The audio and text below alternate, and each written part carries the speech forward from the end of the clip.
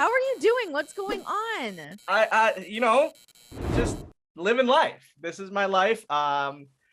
Packing. I literally unpacked from vacation to now have to repack to leave in 2 days. Landon is in the living room making his create a character on WWE because he's 12 years old, going on 18. Oh my god. And is just a teenager. So yeah. How was your holiday? What did you guys do? We actually went down to, as I'm putting my earrings in, like just an adult. You're like really getting razzle dazzled for me, and let me tell you, I appreciate it. We went down to visit my parents in Sarasota. He had spring break, and they rent out a place down there for a few months every year, and I was like, hey, let's go visit them.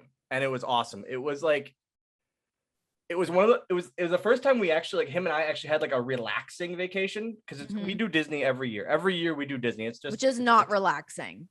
No, but it's fun for both of us. Like, I am still such a fanatic, and I kind of like bring him along for the ride. And it's one of those things where I love it, and it's just turned into a tradition. So this year, like spring break, we went down to see my parents, and we did like a fishing charter. Oh, that's nice. All into that, and we did an airboat ride, and it was so much fun. Like, it was, we left, and he is so close to my parents, that like he's missed them because they've been gone for 3.5 months. So being able to spend 5 days with them, it was awesome for him. That's so nice. What kind did you guys catch? Some fish when you were out there? We caught mackerel. We caught what did we catch? He got the biggest snook. I don't know what a snook is, but it's neither. Like, it's their usual fish, I guess. Okay. So then he won the $20 from the bet we made, because, we can't do anything without making bets at 12 years old. Put money on the line. You must. Yes. Something has to be on the line. Okay, so you just got back from vacation. Where are you packing to go to? What do you have coming WrestleCon. up? Oh, WrestleCon, of course. Duh. Yes, WrestleCon is next week. So then I have that, and then what else are you doing that week? Are you doing like any other signing? shows? I'm doing signings every day. We have the Major Wrestling Figure Podcast Live 12. Which, man, that's like those guys, Mark and Brian and Matt too.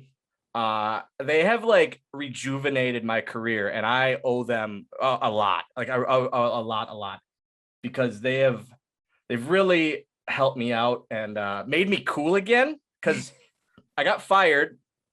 And then I was like on this like hot indie thing for a bit. And then a bunch of other people got fired. And I was like, oh, bottom of the line for the little guy.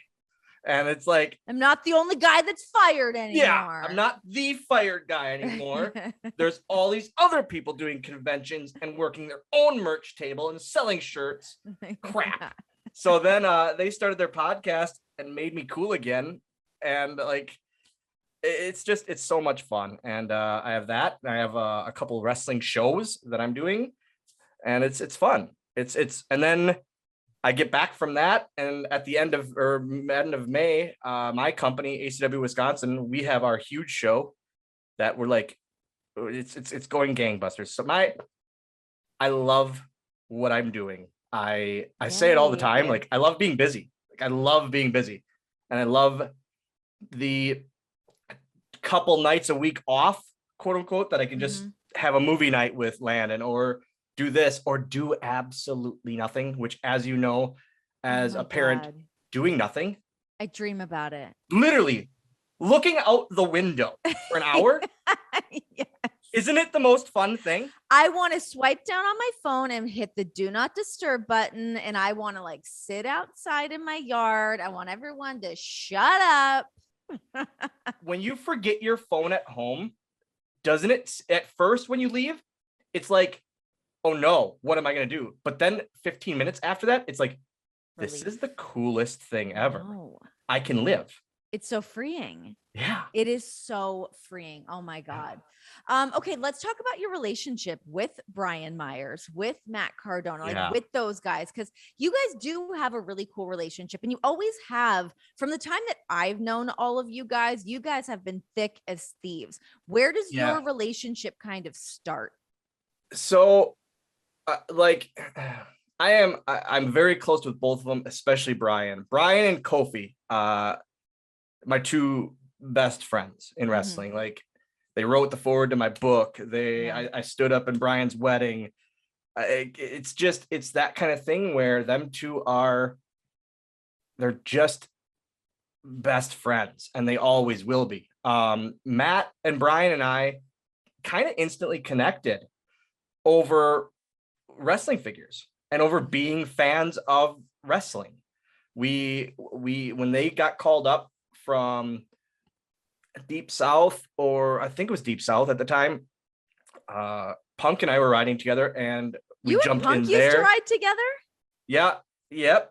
Oh wow, I did not know that. Okay. It was, for a while we would stuff like 7 people in a car. It was like at one point we had a van of me, Punk, Domino, Armando, Festus, Major 1, Hawkins, and Major 2 Ryder. Oh my god. And we would get a huge van and just stuff as many guys into it as we could, and then what a shit show. Yeah, it was a traveling circus, but it was the best. So every time we would go to like a Walmart or something, Hawkins and Ryder, I would see them going towards the toys, and I was like, why are they going there?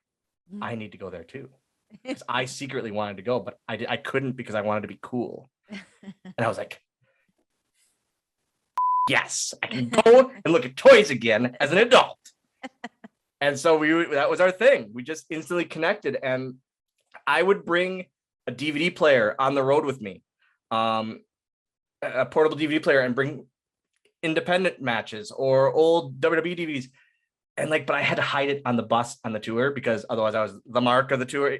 But like Hawkins and I would be in the back. Everyone's a mark, first of all. They're all correct. Everyone's isn't a mark. That the stupidest thing ever in all reality? Like, to like wrestling as a professional wrestler? Correct. People in 2007, 2008, getting hated because you liked wrestling was so dumb. Like, looking at it, I was so stupid. But we'd be in the back of the bus just, that was really cool. Like, but it's so stupid. But we loved it. That's what we did. That's so funny. Yeah. So we instantly connected, and we always have been close. Like you said, as long as I've known them, we've always been very, very close, and it's a relationship I hold very, very close to me.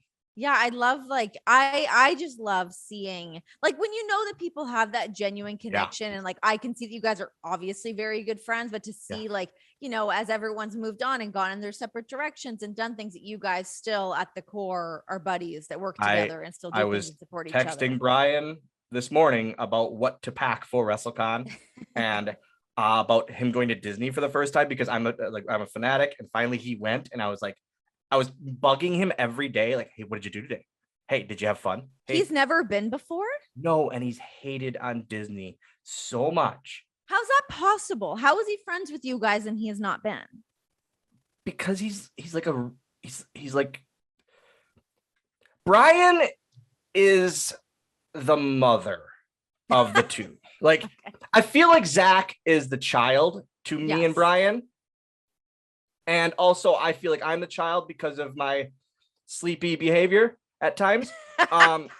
Sleepy behavior.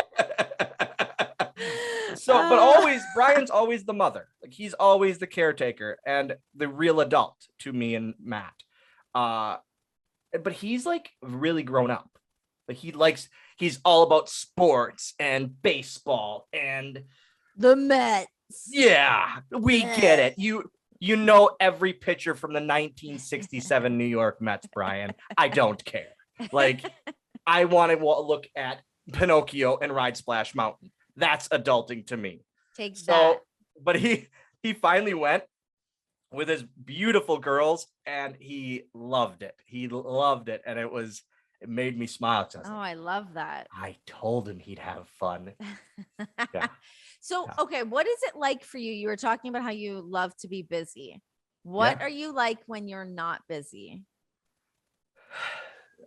Yeah, like I said, I look out the window and I just, this is going to sound really like cliche, and I catch myself being cliche, but I don't care because it's me.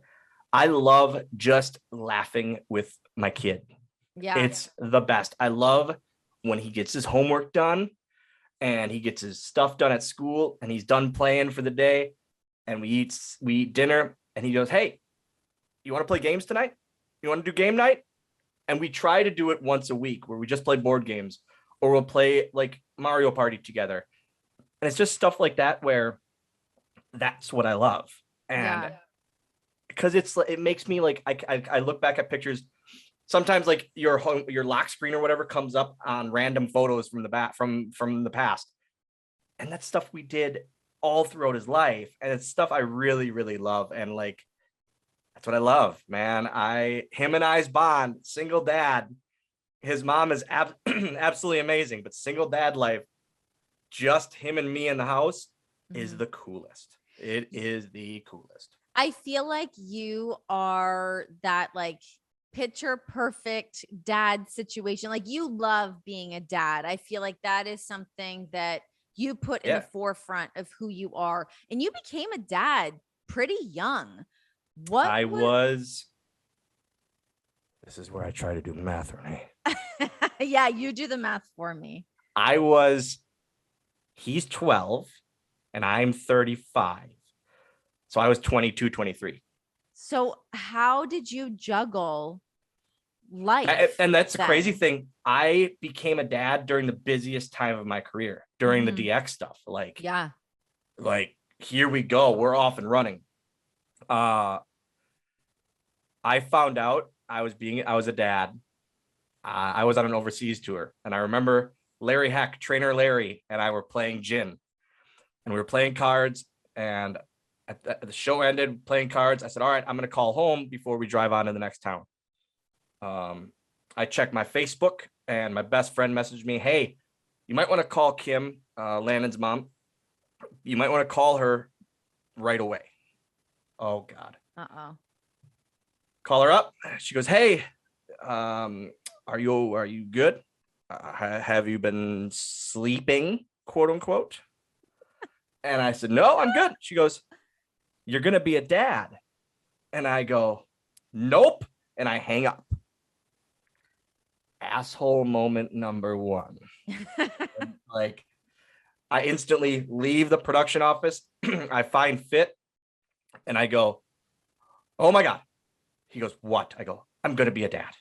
And he gives me this. First person you told. Fit was the first person I ever told in my life. Oh my gosh. Like, because he's my road dad. Like he is. Him and I had that relationship of dad and son. And he like drops to a knee and he hugs me and like his eyes are welling up. And I go, "Why are you crying?" And he goes, "This is the greatest thing ever."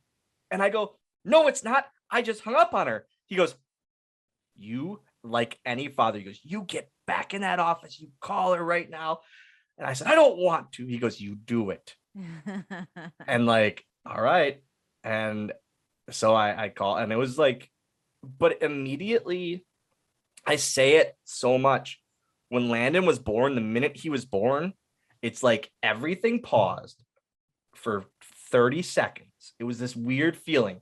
Everything paused for 30 seconds. And like everything I've done that's kind of questionable in the past.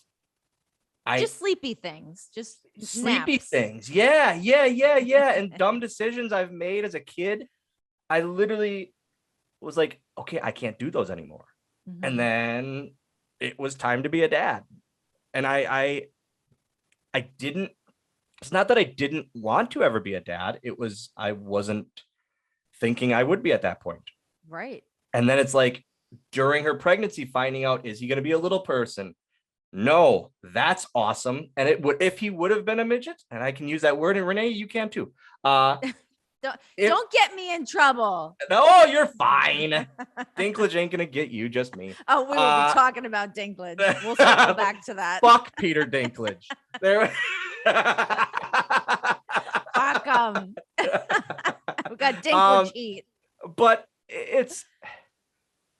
I just didn't. I know the health stuff I went through, and I continue to go through in life, and I didn't want him to have to deal with that. And And man, when I found out he was going to be a normie, I was awesome. Like it was, and he's, I mean, the mailman must have been like a basketball player or something, because he's 5 foot a lot and eats 17 meals a day. He's just the best. But it's he's used to me not being home, and that's like, it sounds bad, but he's used to it, and he's but it also makes him grow up. I always say, like, kids that grow up with one or more, like one parent on the road, they have to grow up way faster. Yeah. I trusted him by himself at home at like 9 or 10, because he's just an adult. Like, he's literally a 12-year-old adult. He can do anything. He can do anything. And I just trust him. And he's awesome. And dealing with it on the road was tough. I miss first steps. I miss first words. But then I get home and I see it for my first time, and it's like, oh, that's the first one. Yeah, that was it. You still get your version of the first. Yeah, exactly. And man, FaceTime and Skype, back when FaceTime wasn't a thing yet, it's changed life. Like, it's changed parenting. Oh, no question. I mean, John, his schedule right now is so easy that he's really just in and out. So he's not, it's not like you're doing European tours and doing house shows and stuff like that. So he gets to be home a lot with Nora, which is awesome. But I mean, even just with like my mom, I FaceTime with my mom all the time. With my family's all in Canada. So it's so nice that like my mom can see my daughter that way. And then when they see each other in person, it's like, oh, wait, you don't just live in the phone? Okay. They miss stuff, but yet they live along with it too. Yeah, 100%. They still get to be there for a lot of those things. Well, it's cool. I love being able to see your dad moments. And I always see you like beaming online, and like you and Landon got a cool thing. Man, and the pranking, I get like at times, how can you do that? Listen, when you have a child, especially a 12-year-old teenager, and he just drives you nuts, because there's Saturdays or Sunday early mornings where he wakes up and he just that's the time when blowing a confetti cannon at him as soon as he wakes up, or that kind of thing really, really makes it worth it. Like a crazy thing that I found out, I had back surgery back in August, and it worried him way more than it worried me. So much that I just found out that he wrote a paper about it. Like, he thought that was the end. Oh my gosh. Yeah. Buddy. And that was like sad to me. Like, I was like, oh my God, he was so worried about me. But yeah. But then of course I get home from the hospital, and he wants to do the Coke and Mentos thing. And he puts the Mentos in without the cap being on, and I'm on a walker, and it just hits me in the face, of course. And so he really didn't, like, the worry once he saw me was out the window with Diet Coke and Mentos instantly. That's just the relationship we have. I'm growing to realize I love the best. It's so great. So my producer Emilio just buzzed me, and he's like, we have to explain the sleepy things, because we keep referencing being sleepy. I don't like admitting that I like to have vodka at times. I enjoy a Tito's and water. I enjoy. You're a grown ass man. I enjoy a White Claw here and there. But I at times don't like to use the word drunk, because it gets reported that Dylan Postel loves to get drunk. And I just say, no, I just like to get sleepy. I'm overserved. Which, hey, I have been there. I have seen it, and it is something to behold. Is there? Yes. I remember when you first, it was like you were very new to the road-ish, and me, you, Bradshaw, and Cole. I was thinking about this last night. There was a TV hotel night, right? Yeah. I don't remember. I think I want to say we were somewhere in Ohio, but maybe not. I mean, I do remember the night, because I remember the bar. I remember us going there. I remember like everyone kind of being carted back to the TV hotel, because we were at like a bar that was in like a strip mall, like not far from the TV hotel. I remember, because Cole and Bradshaw and you were like the three amigos for the longest time. Yeah. And when I got to join for like a couple nights, I was like, oh, this is the best. I wasn't booked today. I just sat in catering all day. This is going to make it fun. Yeah. Oh yeah. We had fun. That was really early on to me being on the road. Cause yeah, Cole and Bradshaw were like my guys. I rode with them. I didn't really know anybody else very well. How did you guys develop that so quickly? I honestly don't really know. Okay. It was one of those weird situations where like, it's so funny to think of like, God, I rode with Cole and JBL. How'd that happen? How did that go? Yeah. But we were all buddies. And I learned so quickly about the wrestling business from them because I didn't come from indie wrestling. I came from like doing TV in Canada. I didn't really know what I was getting into. So that was really like that like sped up version of like, all right, kid, this is how the road works. So a night like that would have been a prime example of this is how things go sometimes, and buckle up.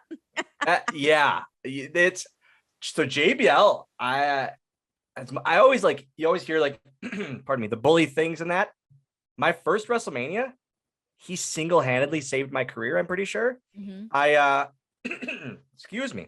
I got drunk. There we go. And I got back to the because there was a TGI Friday. There was a TGI Friday that shared a parking lot with the WrestleMania hotel. And me and Hurricane and a bunch of us were it was time. We were tying one on. We got to WrestleMania a day early. We were tying one on. We get back to the hotel and JBL and Bruce's limo pull up. And he goes, Hornswoggle, have you been drinking? I look him dead in the eye. No, sir. I obviously was. He put me on a luggage cart and pushed me up to my room that day. I've heard about the luggage cart moments. I later find out from Bruce Pritchard, Vince's limo pulled up just after their limo, as I would have been on my way up. Could you imagine sharing that elevator with Vince? Can you like him just seeing me in that state at the TV hotel? Like, man, whoo. Like that's I say I can't hate on him that much because he saved me that day. 100%. I mean he's always been really great to me throughout my career as well. I had a really great still do have a great relationship with John. What about your relationship with Vince? I mean, you guys got to work together so much for a period of time. What was your relationship like with him, working with him that closely? I always say like, so I had the Vince's son storyline, and it was, man, the biggest thing ever. The 15th anniversary episode of Raw, I had the opening segment. I had 2 or 3 other segments during the show, including a pose down with Hulk Hogan. And then the closing shot was me pouring beer on Vince during a Stone Cold beer bash. Like, oh my God. A midget from Oshkosh, Wisconsin. This shouldn't happen. Like, it was the craziest story ever. And like every week, twice a week, working with him, 2 TVs a week, insane. But I always regret like not asking him random things, because he would have, like, instead of him being on his BlackBerry, be like, hey, tell me about Sid. Or, hey, what really happened with you and Nails? Like, give me the scoop. Yeah. Or like random things. Hey, how was Mr. T the first time? Just stuff like from when I was a fan that I always wanted to know, that he definitely would have answered and talked to me about, because he's just open and he doesn't care and likes to be taken away from his business quite a bit. I never did. And I regret that. I really, really regret that. But he was awesome. He's the ultimate perfectionist. I always say that too. Like, he will reshoot and reshoot and reshoot and reshoot until it's exactly how he wants. But when he gets it, he's happy. Yeah. Yeah. Those are when those moments are happening and you're like, oh my gosh, we're redoing this. I've had moments when, like, I remember we were doing there was a storyline where Vince was being carted off to like the precinct in Brooklyn, and I had to shoot something outside the precinct, and we were like doing it live. And like, I was like being like a real reporter, and I was like, I'm not actually a reporter. I don't know what I'm doing.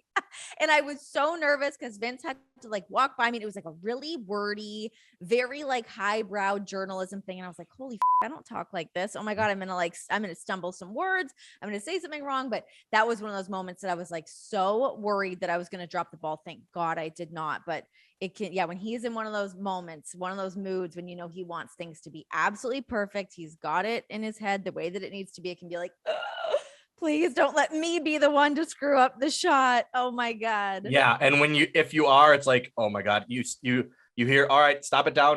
And it's like, oh my God, oh no, I did it. I know. The first date, my debut in 2006, we rehearsed me coming from under the ring for the first time. For the first time, we did rehearsals. And there was going to be a green light under the ring. Fit was going to open the thing up, and I was supposed to come out. There was no light, and so I didn't come out. God damn it! Where's the little guy? There's no light. Oh, okay. Next time, there's the light. There's no apron, so I don't come up. Oh, 4 or 5 times, and something like every time went a little wrong. Third time I come out from under, I hit my head on the ring. It's just one thing after another. I was like, this is going to be my first and last day. It was not. You know, they quite told a me, while. I was told it was going to be a 6-month run. And it was 2 weeks under 10 years, which is insane to me. So crazy. Okay, let's take it back to 4 years. It was 4 years old that you fell in love with professional wrestling, right? This goes back to wrestling figures. Like I realized this the other night. I wouldn't be a professional wrestler if it weren't for wrestling figures. Wow. Because the Hasbro wrestling figures, the WWF Hasbros, my late brother had them. And as everyone does, a younger brother always wants to be like his older brother. Mm-hmm. So those figures came out and I like steal them from him to play with them. Finally, my parents bought me a set, and I was like, I don't know what these are. These are just toys that my brother plays with. Mm-hmm. So and I was like, he's got to tell me. And my older brother showed me professional wrestling, showed me WWF. And I was like, yep, I'm hooked. That's going to be me. And so because of wrestling figures, I am where I'm at today.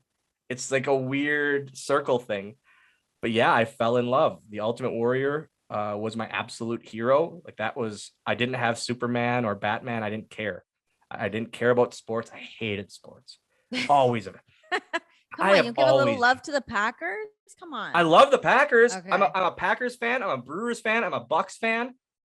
But I'm not like a football fan or a baseball. I can watch the games live. I hate sports. The seasons are too long. There's too many teams. I don't like it. I don't like it. It's all too much. It's all too much. Yes. Okay, so how do you go from falling in love with wrestling to becoming a professional wrestler? And I'm sure there were many obstacles that got in your way from point A to point B. How'd you do this? I had spine surgery when I was 6. Most little people have to have it because of scoliosis, and especially the dwarfism I have. It's very, very common. The first one paralyzed me for 6 months. The doctor tried to he's never done surgery on a little person, and he tried to put a rod in my back, and he hit a nerve and just knocked everything out of loop. And nowadays I would be sitting in 3 mansions on the beach in Florida. But back then my parents just wanted me to get better. They just wanted me to get fixed. So then I had another one. And the first thing the doctor says is no contact sports and no trampolines. I didn't listen, obviously. So then at 12 and 13, it was during the Attitude Era and everyone was backyard wrestling. Kids were backyard wrestling. It was the cool thing to do. So we started doing that. And we built a ring and this and that. And that was our thing. And then I got trained. Mr. Ken Anderson, he was a big part of my training. I got trained by him at 17. He got hired by WWE in 2005, I believe. And then in 2006, they were looking for a midget for Finley, and he put his name out there for me, and it was off to the races. How crazy. It's like what a one step perfect, the after another. universe just did everything that it needed to do for you to be there. That's again, Oshkosh, Wisconsin isn't the hotbed for professional wrestling or for like adorable name, very cute name, but not the hotbed for pro wrestling. WWE ain't recruiting out of Oshkosh very much, but it worked, and it's one of those things where, man, it was I'm lucky. I'm very, very lucky that everything worked out exactly how it should have. So it's always been wrestling for you, but you've also dabbled in film. You've done some other movies. You got to be a part of some a Muppets movie. You got to be a part of one of the Leprechaun movies, which kind of leads me into the Peter Dinklage heat that's happening here. Because you mean Peter Dinklage? Was that what you mean? Is that what you wanted to say? You wanted to say in and around what I was circling, but yes. So let's talk about some of the stereotypes that you have gone through, and in terms of like what to kind of counter what he was saying. So just to catch everybody up to speed that doesn't know, Peter Dinklage was very upset that Disney was trying to cast little people as the Seven Dwarfs, and you can take it from there. If I wasn't born a little person, I wouldn't have become a professional wrestler. Simple. I wouldn't be where I am today. I wouldn't have had the career I had. That's legitimate. That's how I feel. That's if Elf wouldn't have been casting an angry little person, Peter Dinklage wouldn't be the star he is. Right. He took that role, that check cashed just fine. Mm-hmm. Every role that he's done, for the most part, has been little people roles. Have there been a few that haven't been? Sure. 95% have been. All those checks cashed just fine. And he said, like, what pissed me off is he said he was like trying to be progressive. And you're not, because that would have been 7 dream jobs for little people. I say we, and I hate saying that. Little people don't get roles made for them very often, especially major film roles. Disney doesn't do things on a small scale, especially their readaptations. No, they're huge. Like, look at these. Look at the Beauty and the Beast, the Cruellas, all of that. They're beautiful. Huge and amazing readaptations. This is going to be huge. And to take or to say something like that, to speak up, because I'm sorry, but that's the culture and the society we live in now. It is what it is. One red flag is waved and everything stops. And that's unfortunate. That was kind of one of my other messages is, why does one red flag, why does one voice stop or make a red flag wave? Right. On anything, on any level. Shouldn't we take in other people's voices? Shouldn't we take in other people's thoughts and feelings on the situation? Whatever the situation is, have a conversation. Let's talk about it. The cancel culture thing. I get it and I understand it, but every side and different voices should be taken into the opinion consideration for it. Yeah, 100%. And you're right. It can be, and because it's Peter Dinklage and he's got this giant platform. And I believe in the interview I was watching that you're doing, you called him like king of the little people or something like that. Yeah, who made him king? That was it. Like, and I kind of got pissed off because I was on television weekly for 2 weeks under 10 years, pretty much. Yeah. He's an Oscar-winning actor. I get it. I get that. Or if he is, whatever. I mean, it is what it is. He's a notable actor. That he's the biggest little person actor of all time. Yes. For sure. But why does his opinion matter over everyone's, over the whole community, the whole little person community? That's what I was saying.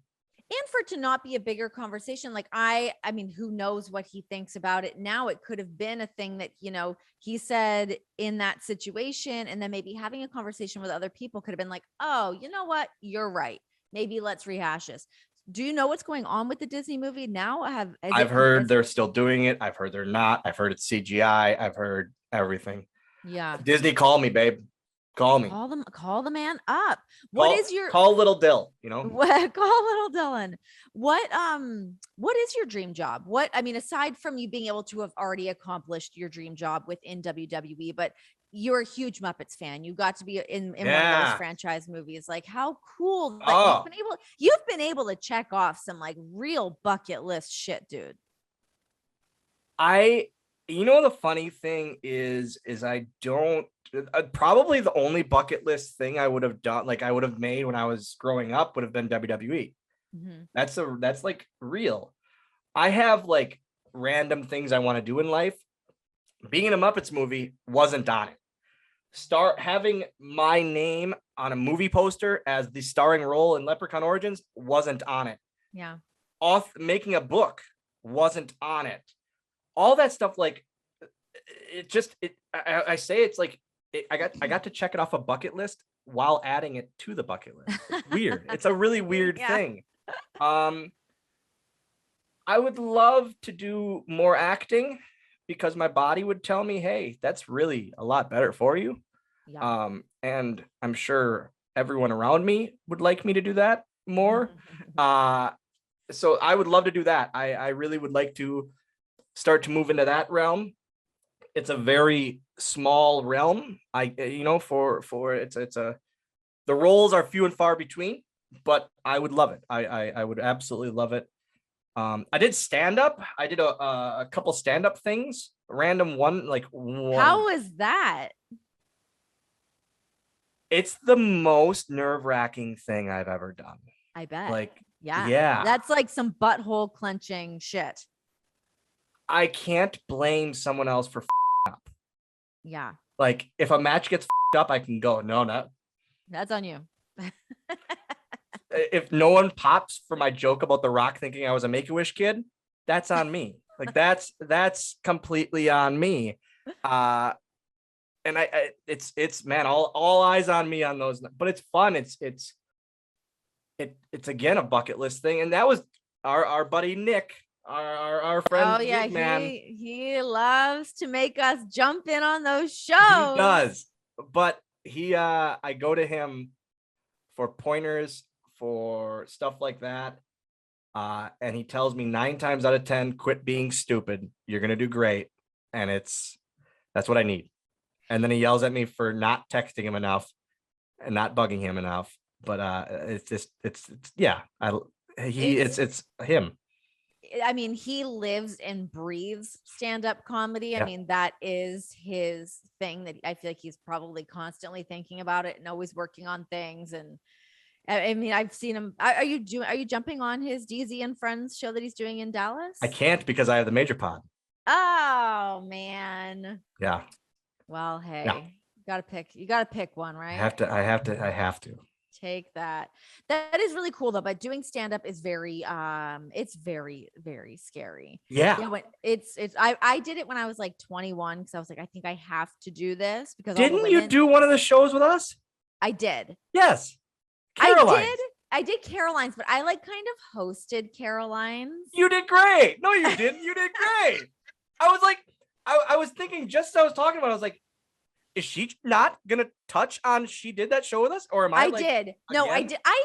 I did Caroline's. I feel like I've done 2 of these shows with him. I think Caroline's is the only one I did with you. Yeah, Caroline's we did together for sure.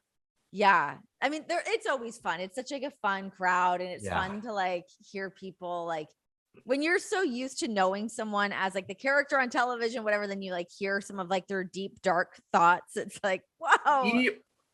He did a show like 20 minutes from my house. And so I opened for him, and I had no idea my parents came. Oh shit.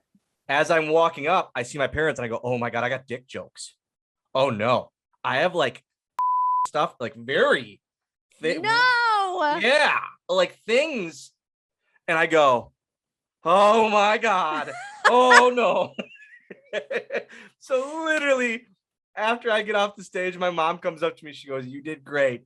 Not grandma approved for sure. Well, when you're not awesome. Like a seasoned stand-up comedian, you're like, well, I can't rewrite my set right now. This is what we're doing. I'm married to these 5 minutes. Yep. That's very, very stressful. Yep. Okay. Taking things back to WWE for a second, you're talking about your time being under the ring and, getting ready to come out, have that moment with Fit. You've had a lot of moments under the ring. What's the weirdest shit you've seen under the ring? I fell asleep under the ring. This was completely real sleepiness. It was an overseas tour, which again, still real sleepiness. There was a 6-man. This is where it's mind blowing to me. I had to go under before the show, so now I would have been under like 2.5 hours because Fit was in the main event that night. Yeah, Fit was in the main event, and so it was Big Daddy V, Khali, and Finlay on one side against Batista, Undertaker, and Kane on the other side. So not small men under there. Match is going. The whole show happened. Match is going.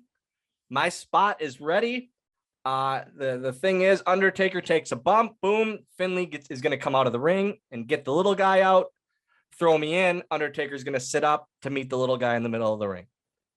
Happened all tour without a hitch. Great. That night, it did not. That night, little Dill was sleepy and real tired from the tour. Fit lifts the curtain and just sees me face down. Oh my God. And he's yelling, "Hey, hey."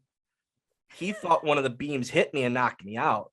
Oh shit. No. So I look up, just dreary. So what's up?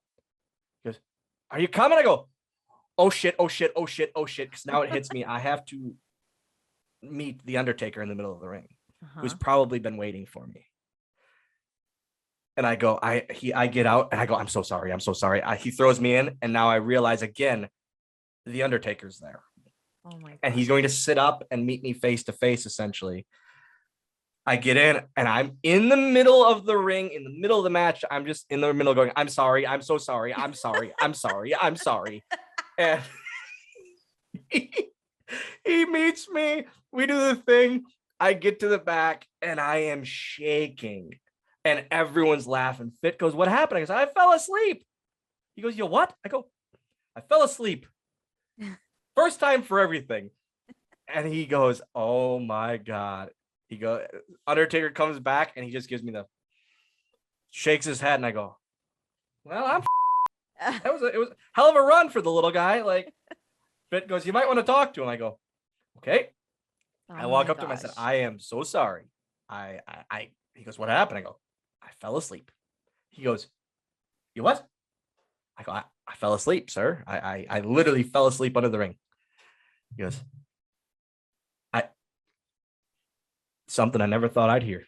Oh, okay. And I had the runners get a nice bottle of whiskey for the bus ride as an apology gift. And that was it. But it's like one of the most, like, that story. That's worst case scenario. You f up a spot with Taker. Yeah. And I didn't and it wasn't my fault, fully my fault, but it wasn't something I did intentionally at all. Of course. I was like, oh my God, all the pieces came together horribly. Like, that's, yes. And then we were in Mexico. The universe wasn't looking out for Lil Dill. The one time they just let me fall asleep against Undertaker. Exactly.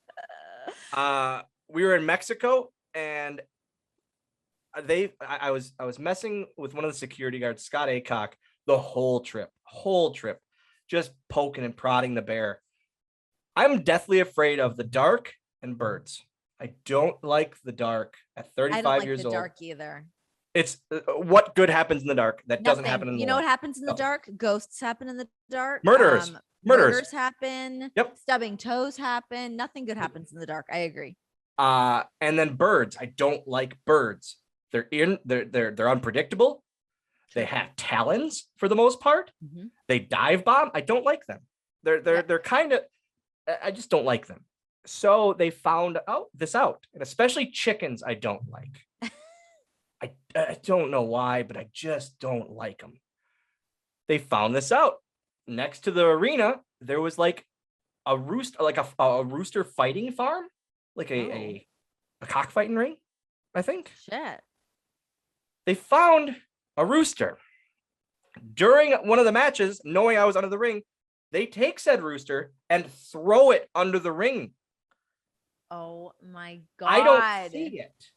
until I see a camera come under the ring, like in front of me. I'm going, what are you doing?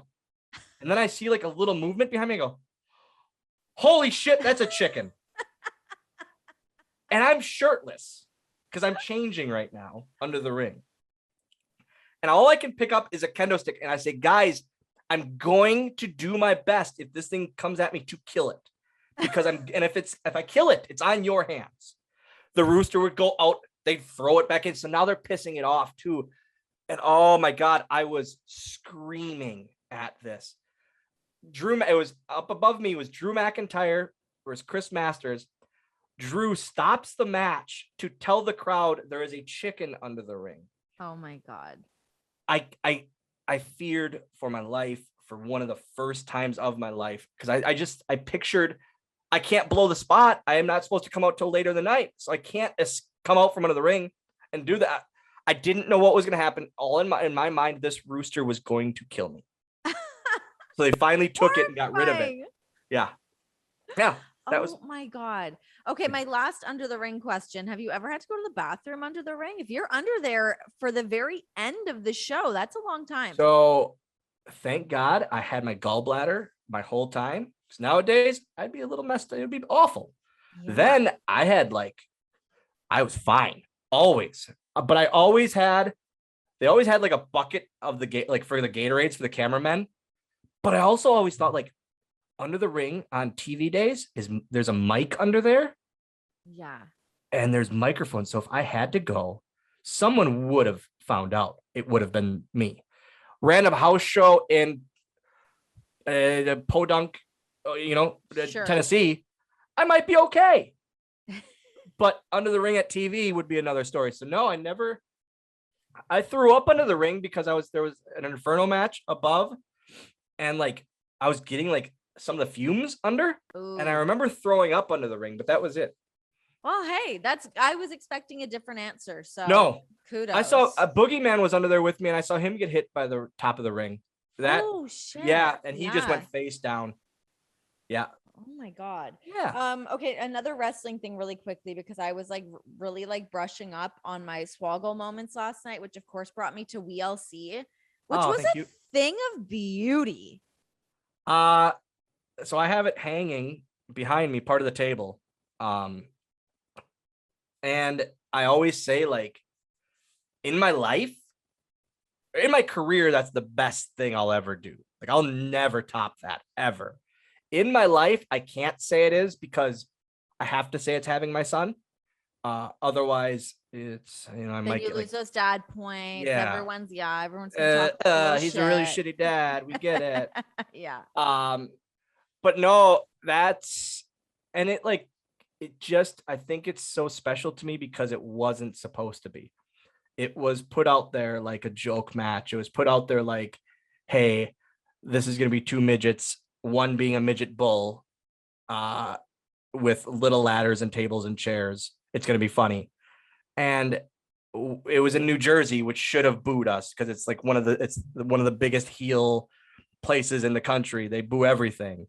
And it was on a pre-show of a pay-per-view, not on the regular show. It was just all signs pointed to this is going to suck. Sure. And we killed it. It was amazing. Like you guys really got to like get some stuff in from like head scissors, hurricane ranas to like you had like an amazing power bomb. Like you guys really got to work that night. It was and like having everyone with us too, Drew and Heath and Jinder on my side and the Matadors on the other side, them destroying each other too. The part that crazy table bump, like the solo table for bump? For no reason, Drew running off the ropes and doing a flip to the outside through a table just because he said before the match, he goes, I think I'm going to flip through a table. And I go, and we all kind of stop and go, huh? How? Like he goes, well, let's just set one up. I'll flip through out of the ring onto it. I said, on to no one. He goes, yeah. I go, okay. And he did it. And we were on to no one for no reason. What was the conversation when you got to the back? Because I remember, like, I was there when that match happened, and it was like really that moment of like, I would have been hosting the kickoff show for that, so we would have thrown to the match. But I remember like watching it through the monitors being like, holy shit, like this is done so well. What happened when you went back through Gorilla after that? It was my first standing ovation. I've never got one. I got like the hey, that was good shit kind of thing, but it was my first standing ovation in Gorilla. And I remember it like it was yesterday. I didn't change out of my gear until the main event happened. Wow. I just wanted to sit. And like Torito was leaving the building. He goes, "You're not going to change?" I said, "No, man." Because you okay? I said, "I'm even better than you think." And it was just like, it was one of those nights where I knew it was awesome. And it was almost like I got to the back and I could say kind of you to everyone because they never thought I could wrestle. No one did. Even so much, excuse me, to the fact of they talked about Torito and I having a match. And so, but they wanted to see, they being WWE, like the officials, wanted to see me wrestle. And it was a locker room sellout because people wanted to, I say it, people wanted to see me fail. The locker room wanted to see me fail, which is so up. Like everyone's around the ring. It was before the show at SmackDown. And they wanted Torito and I just to wrestle around and see if I could keep up with them and just to see what I could do. And like everyone was around the ring. And I remember looking in one of the corners of the barricade, and Kofi and Dolph were at one of the corners of the barricade sitting back, just arms crossed, not with the group. And I kind of look at them beforehand and they both kind of give me a nod and we do it. And I say it, I'm patting myself on the back, but I hung with them and I showed all those motherfuckers I could do it. And I proved them wrong. Hey, I'm not just a guy that bites on the ass. I can wrestle. Yeah. And we got done working out that day and everyone was happy with it. And then of course, all the guys that doubted were, oh yeah, we unique. Off, man. Like, come on. And then I get out and Kofi and Dolph were right there. And they both kind of, they go, you proved them wrong. I said, it feels really good. Oh, I love that. It was one of those, like, I told you guys, like, you guys wanted to, but how up is that? You want it like to want to see, but it happens. It does still happen. It certainly happens. But it happens in any form. Yep. Any form of a career. Mm-hmm. If someone's getting a little bit, they want to see people fail, which if they're putting me on TV, wouldn't you want it to be the best it can be in all reality? Like, of course. Yeah. But instead, and not want to see the person shit the bed. Yeah. It's so weird to me. It's so weird to me. It is such an odd thing where, like, I don't know if it's just like everyone just gets a little bit complacent and they're like, I don't know, I guess if something bad happens, it's something for us to talk about for a little bit. It's something to get us to the next town that we talk a little shit about in the car, whatever. But yeah, it really is fucked up when you look back at it and you're like, why would anyone wish something bad to happen or like for something to not be awesome? Something to not go well. Yeah. So weird. Very bizarre. Very, very bizarre. Well, to take you from a very high note, because it really was great. And people that are listening, if you have not watched WeeLC, go watch it. It's really, really great. Let's get into your release. What happened? From the high note to the low note. Hey, you had a really good match and then you got fired from your dream job. Yeah, what happened? They did you know what? It was a mass firing that they do. This was in 2016. It was 2 weeks before 10 years for me. Like, but I don't care. I don't care about the time. They told me it was going to be 6 months and I lasted 10 years. Like, I can't be mad. Yeah. And it hit me. The first person I called was Hawkins. Legitimately. I said, hey, I got the call because he was released at the time. I said, hey, and I was sitting on my living room floor crying. Because I said, it wasn't like I lost my dream job. It was holy shit, I have a son. What am I going to do? Yeah. He goes, get yourself up off the ground. He goes, open a pro wrestling tees store. You're going to be okay. He goes, let me call you back in an hour or so. Okay. I called my dad and I told him, and my dad, who's like, My dad is the greatest human on the planet. He really is. Like, he just looks out. He's the dream dad, the dream grandpa I would ever want. Like, he's the best. He is the most supportive, but yet if I'm making a really dumb decision, especially monetarily, he'll get on my ass about it. He'll make sure I pay my bills on time still as a 35-year-old fake adult. God, I wish my parents would do that. But, it's one of those things where he's still raising a child, and I'm 35 years old. Mm-hmm. But he said, he goes very simply, he goes, hey man, you did something that so many people will never do, and longer than so many people have done. He goes, there's no he goes, I know it sucks and I know you're probably sad, but don't be. You accomplished way more than we ever thought you would, and than you ever thought you would. And I said, yeah. And that's what it needed. I hung up on him. It was a 5-minute conversation. I hung up on him. Hawkins called me right then. He goes, hey, got you 13 days. It was like 20 minutes later. Okay. Wow. And that's just him. That's again, we go back to how close and special our friendship is. Mm-hmm. He got me 13 dates in 20 minutes immediately. Wow. That's awesome. That's just so cool. Yeah. But it was, so they did a mass firing, and I was part of it, but it didn't hit me as a rejuvenation for a while, until a while after. Right. I think it was until I knew it had to be. I couldn't rest on former WWE superstar. I couldn't rest on, hey, that's Hornswoggle that just got fired, everyone's going to book him right away. Mm-hmm. Nope. I knew I had to hit the ground running, and I knew I love working the merch table. Some people hate it. I love it. I really, really enjoy it. It's fun to me. There's times I like selling merch more than actually performing. It's just fun. It really, really is fun. And I'm an independent wrestling fan. I love independent wrestling. I love wrestling. So to keep doing it is fun to me. Yeah, it's so cool to see. I love seeing people, like, obviously it sucks to have something like that. Like, the chapter is going to close at one point or another for everybody. There's always that time. It's like time to move on to the next thing. What's that going to be? Where am I going to land? And it can be that scramble moment of like, holy shit, I was making X amount of money. How am I going to get back to making that, to like being busy, to like all those things that you like instantly start like circling through your brain. But to see people land and to be doing shit that makes them really happy, and you just move forward.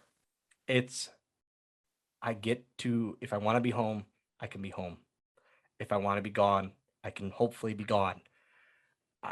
I'm my own boss. I can make my own t-shirts with stupid shit on them.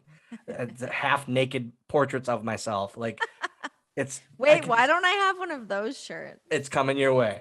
But literally it's that kind of thing where it's like, this is fun. I run my own company, and I've done that. I started that when I was off the road from WWE, when creative had nothing for me, so to speak. Mm-hmm. And I got bored. I was like, hey, I'm going to start running shows here. Great. And now I focus on that, and I opened a training school because I was bored with WWE. So I started that. And it's like, again, I love being busy as much as it wears me out. And every couple months, I'll text a couple of my buddies and I'll go, I'm getting to that point where the wear out. And then, but something like kicks in, like I'll have a really, really fun night on Twitch, which is amazing. Or I'll have an awesome show for ACW, my company. And it doesn't take much for a rejuvenation. Like like, you know what I mean? And that's funny when that happens, because I've had moments like that too, and you feel you're just like, oh my God, I've burned the candle on both ends. Yeah. I'm exhausted, but then something else comes that you're like, oh wait, no, I have more energy again. I'm good.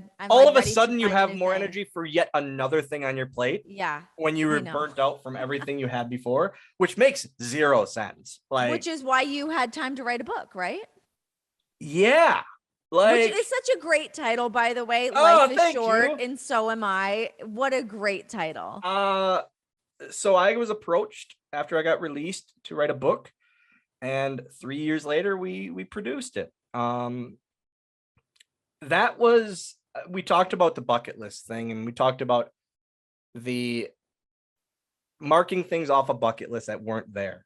I know I have a good story to tell, like an interesting one, and things that people don't know about, but I never I'm lazy as shit at times, and I never wanted to write it myself. So thank God I had an actual writer, and I could just talk to them on the phone and be like, hey, this is what happened then. Because otherwise I never would have done it. I truly never would have done it. Work. Yeah. But I'm glad it's there. A lot of things in there about my birth mom, and her addictions, and her just being a piece of shit, and about my late brother, and about my upbringing, about my dad being so supportive and being the rock, not Dwayne, that I needed. And just all this shit, me relationship wise with females and with girlfriends, and that being a piece of shit, but now admitting it, like writing that. And I said it kind of during the interviews, like it was the most freeing thing. I talked about my grandpa, who was my biggest supporter in life. Like he was my #1 fan, and the chapter about him, having to do the audiobook version of it. I bet you I told the person that was producing and recording it 10 or 12 times. I apologize, because I was just bawling the whole time, just because. But it was freeing. It was like, I get to let every emotion out about my relationship with my grandpa, and how much I love him, and how much he meant to me. And like, it was the weirdest version of self-therapy ever. I've never went to therapy in my life. But that was the most, it was the weirdest feeling ever. Right. Like doing it. And I'll never read it. I will never read it. I had friends proofread it and family proofread it. I will never read it. I don't, and I'll never listen to the audiobook. I don't know. That must have been so hard to get through the recording of the audiobook version of it. Sucked. It really sucked. Rough. Like, yeah. But like, I talk about how if my birth mom passes away, I don't think I'm going to go to her funeral, because she's not my mom. I like a cool thing last year, or was it last year? Yeah. Last year, the year before. COVID all runs together, as we know. I know, right? I got adopted, like, as an adult. What? I did not know that. My stepmom we filed the paperwork, and Mother's Day last year, the year before, I asked her to be my mom. Oh my God. Did she melt? She must have been on the floor. Oh, oh yeah, it was I asked my stepbrothers if I could, and they're like, "You're our brother, of course you can." And so I asked her on Mother's Day to be my mom, and she didn't get it. Like, I wrote her this Happy Mother's Day card, and I included like the shit we needed to fill out in there, like you see on all these Facebook things, but from the parent you see them. I did it as the child, or as the 35-year-old child, as I keep saying. Yeah. Oh my gosh. And so, like, man, and we went to the courthouse, and it was amazing. And it was so cool. It felt when it was like, when we got done at the courthouse, it felt like, holy shit, I have it's almost like a brand new life. Yeah. But she's raised me since I was 13. Like, it's been that way, but now it's legal, and now it's just amazing. Yeah. Yeah. I love that. That is so cool. Yeah. I love that. It's one of the coolest, like, adult things I've done. It's cool when, like, I mean, yeah, like, life is always like growing and evolving and things. And she's been your mom since you were 13, but to like have this new, like, rejuvenated relationship with her, and to make nothing's changed, but I just call her, like, and I've called her mom probably since Landon's been born. Mm-hmm. But now, like, calling her mom, like, I called her mom and my sister-in-law heard me call her mom. She goes, "You just called her mom." I said, "Yeah, she is, especially legally now." And she just, we started laughing. It was just one of those things where now it's real. And now it's not just me calling her that so my kid doesn't get confused. Yeah. Yeah. Oh, that's so cool. That's so sweet. Yeah, I'm going to listen to the audiobook version of this. I don't do audiobook versions very often, but I feel like I want to hear you telling these stories. It's yeah, it's fun. It's the audiobook.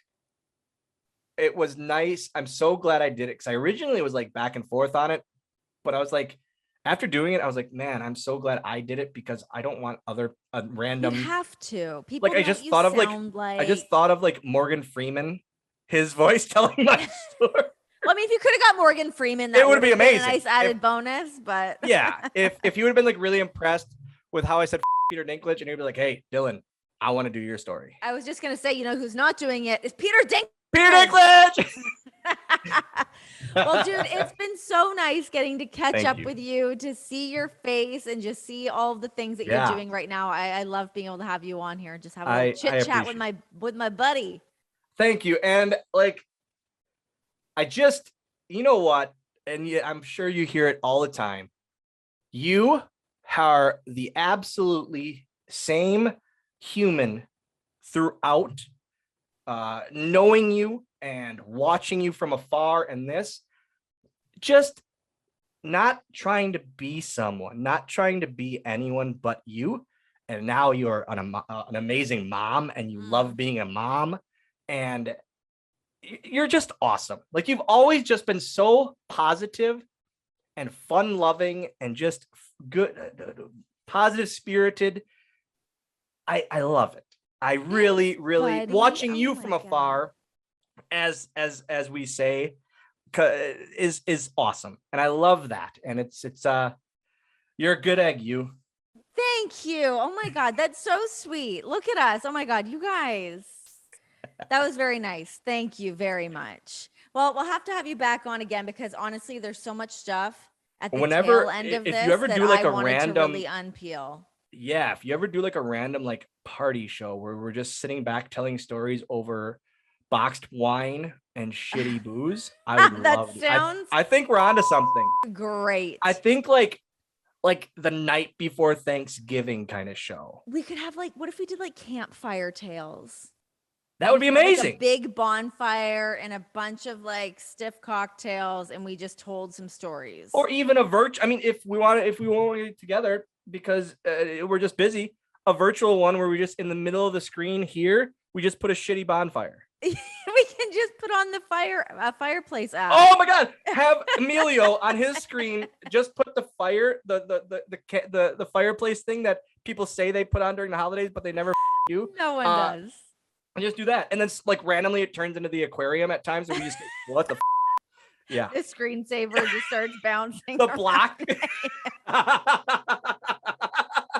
That's actually a really fun idea. I love that. That would be like an hours-long episode of everyone just like rehashing details. And nothing would really get talked about. It would be someone starting the story and someone interrupting it with their version or their part about that person. Yeah. And us just getting hammered. It's a good idea. I think it's a great idea. We'd all just take a nice nap. Real good nap. Real sleepy time with Renee. Dylan, awesome. Thank you so much. So good to see you. Thank you.